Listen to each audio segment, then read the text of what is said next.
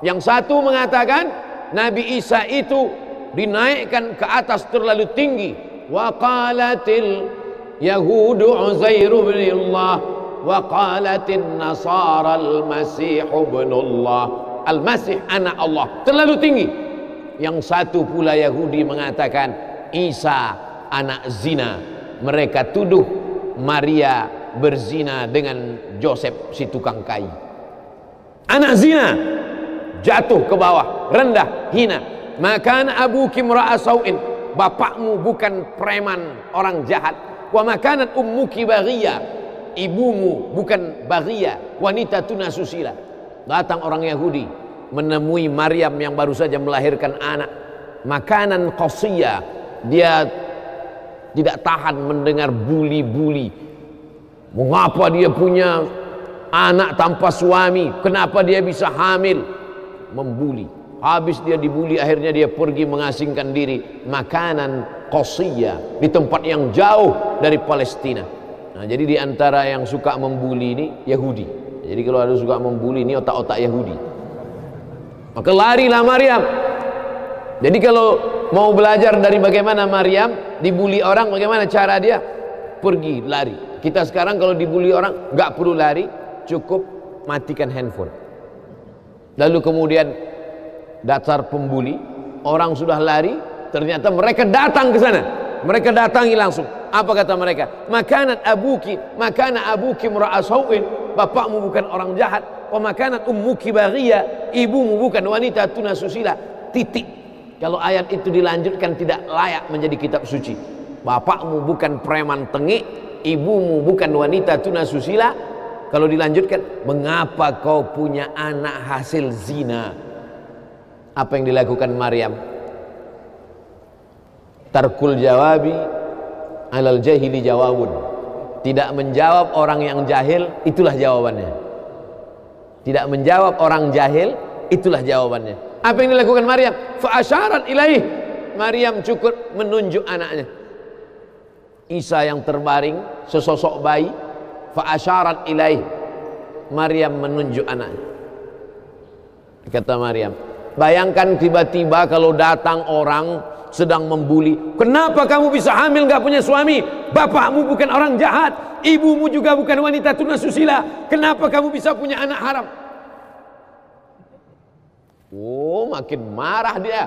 Apa kata mereka? Kaifa nukallimu man kana fil mahdi sabiyya? Kaifa nukallimu man kana fil mahdi sabiyya? Kamu suruh kami bicara dengan anak kecil ini. Bagaimana kami bisa bicara dengan anak ini? Disitulah Allah Ta'ala menunjukkan mukjizatnya, seimbang antara zahir dan batin. Yang dilakukan oleh Maryam itu adalah zahir, menunjuk anak. Tapi yang dilakukan Allah adalah batin. Islam mengajarkan seimbang antara zahir dan batin. Jangan orang hanya batin saja. Innallaha la yanzuru ila ajsamikum.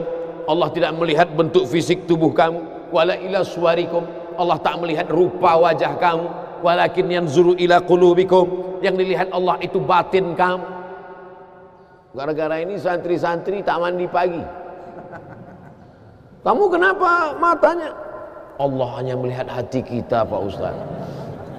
Makanya ketika bercermin kita diajarkan Allahumma kama hassanta khalqi wa hassin khuluqi.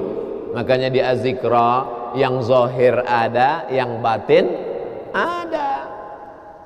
Merugilah orang yang berada di Jakarta, Jabodetabek, Jakarta, Bogor, Depok, Tangerang, Bekasi. Mereka adalah ayam-ayam mati di lumbung padi. Yang dari Sumatera selamat, karena berang pulau.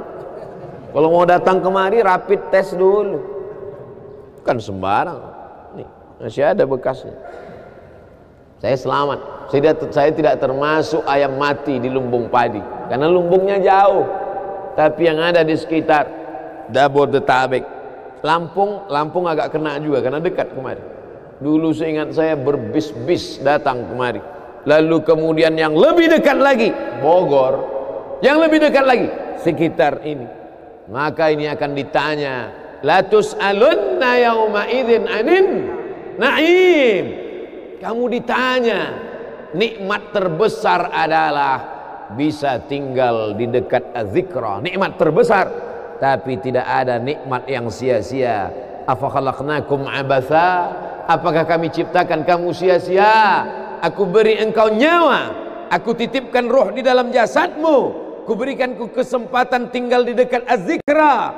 Tapi kenapa kau menjadi ayam yang mati di lumbung padi?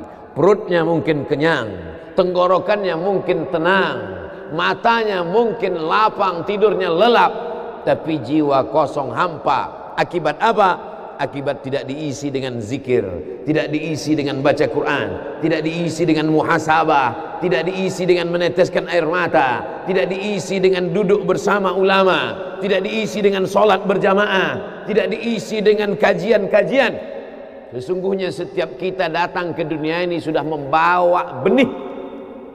Tidak ada yang lahir ke dunia ini kosong hampa. Jadi kalau ada bapak-bapak yang diceramahi oleh orang motivator atau siapapun dia, mari isi anak kita dengan Islam, mari isi anak kita dengan iman. Tidak begitu guys. Kita lahir ke dunia ini bukan dalam keadaan kosong. Kita lahir sudah membawa iman. Mana dalilnya? A'udzubillahi minasyaitonir rajim. Wa idz akhadha rabbuka min bani Adam. Ingatlah ketika Allah mengambil persaksian dari seluruh anak cucu keturunan Adam. Wa ashhadahum. Allah mengambil persaksian. Ashhada yushhidu. Ashhadahum ala anfusihim. Ketika itu Allah bertanya, alastu bi rabbikum, bukankah aku ini Rabb kamu? Semua kita waktu itu menjawab, bala syahidna, ya engkau adalah Rabb kami ya Allah. Setelah kita diisi, barulah kita masuk ke dalam rahim ibu kita, barulah turun ke bumi, barulah datang kemari. Lalu kemudian setelah di sini lupa, antaqulu yaumal qiyamati inna kunna an hadza ghafilin. Kami lupa, kami tidak ingat. Orang yang tidak ingat ini diingatkan. Fadzakir, ingatkanlah. Inna fa'ati az-zikra. Fadzakir, berilah peringatan. Inna fa'ati az-zikra. Inna fa'atiz zikra. Az-zikra bermanfaat untuk siapa? Liman yakhsha, bagi orang yang takut bahwa dia nanti akan bangkit dari tanah, bahwa dia akan hidup sekali lagi, bahwa ruh dan jasadnya akan dipertemukan lagi. Apa mungkin kita ini akan hidup lagi Pak Ustadz? Ucapanmu sama seperti ucapan Asi bin Wa'il yang membawa tulang kering kerontang yang sudah putih, tak ada lagi warna. Lalu dia bertanya, hal yuhyi rabbuka hadzal 'idhama ba'da ma baliya wa ramma. Apakah bisa Tuhanmu menghidupkan tulang ini lagi ya Muhammad? Nabi SAW diam sampai Jibril datang membawakan jawaban. Qul yuhyiha alladhi ansha'aha awwala marrah. Katakan ya Muhammad SAW kepada Asi bin Wa'il yang tak percaya bahwa tulang itu akan hidup sekali lagi. Yuhyiha alladhi ansha'aha awwala marrah. Dia yang menciptakan tulang itu sebelum ada menjadi ada, sekarang setelah ada dibuatnya menjadi tidak ada, akan dikembalikannya lagi menjadi ada. Sedangkan menciptakan yang tidak ada menjadi ada saja dia sanggup, apalagi yang pernah ada dibuatnya menjadi tidak ada, dikembalikannya lagi menjadi ada. Innama amruhu idza arada syai'an ayyakula lahu kun. Azmuz zanab, ujung tulang ekor sebesar ibu jari, tulang belakang sampai ke bawah, yang lain hancur. Ketika digali makam kuburan, ada yang tulang-tulang hanya tinggal tulang paha saja, ada yang hanya tinggal gigi dan rambut saja, yang lain hancur. Tapi ada satu yang tidak hancur, kata Allah, disampaikan Nabi Muhammad SAW, ujung tulang ekor sebesar ibu jari. Maka dari itulah nanti yang akan ditunjuk, tumbuh sel-sel tulang, tumbuh kulit-kulit, tumbuh darah daging, bangkit menjadi manusia sempurna di hadapan Allah. Masuk surga itu roh dan jasad. jannatin tajri min tahtihal anhar. Sungai, air sungai dengan gemericiknya masuk kaki ke dalam air sungai, itu adalah jasad. Kulit menyentuh air sungai terasa dinginnya, itu jasad. Zamharira adalah cahaya matahari yang tidak tembus ke bawah. Kenapa cahaya matahari tidak tembus? Karena ada ranting-ranting kayu yang saling terkait satu dengan lain, sehingga kalau duduk di bawah maka cahaya matahari tidak tembus ke bawah. Itu jasad. Maka yang masuk surga itu adalah roh dan jasad menurut Ahlus Sunnah wal Jamaah. Kalau masuk surga cuman roh, saya nggak mau. Mimpi masuk surga. Abdul Somad akan masuk surga beserta roh dan jasad, kembali sempurna. Makanya kata Nabi, la yadkhulul jannata ajuz, tak masuk surga orang tua. Menangis semua orang tua, sedih karena tak masuk surga. Nabi tersenyum, kata Nabi, bukan kamu tua tak masuk surga, kamu akan kembali muda usia belia, 30, 31, 32, 33. Karena masuk surga itu adalah orang-orang muda, anak-anak muda yang bisa menikmati dunia. Begitulah mereka masuk ke dalam surga. Apa makna ucapan Nabi itu? Ruh dan jasad masuk ke dalam surga Allah. Lagi-lagi kita sedang diajarkan keseimbangan, bahwa kita lahir membawa iman, tapi iman ini bisa mati. Benih letakkan di tanah pasir kering kerontang, tidak disiram, mati dia, kering. Bagaimana menghidupkannya? Dihidupkan dia dengan ilmu. Tidak ada majelis ilmu yang paling banyak untuk saat ini. Majelis ilmu di Az-Zikra, semua ustadz didatangkan kemari.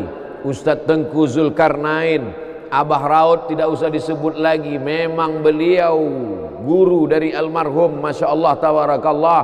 Lalu kemudian para masyaikh, Ustadz Adi Hidayat, Buya Yahya, tak dapat disebutkan satu persatu, Kiai Haji Abdullah Gimnastiar, para alim ulama, alumni Al-Azhar Mesir, alumni dari Yaman, Tarim Hadramaut, Darul Mustafa, Rubat Tarim, berdatangan kemari semua. Majelis ilmu. Lagi-lagi ayam mati di lumbung padi. Apa sebenarnya yang terselip dari peribahasa itu? Iman mati karena tidak disirami dengan ilmu. Ilmu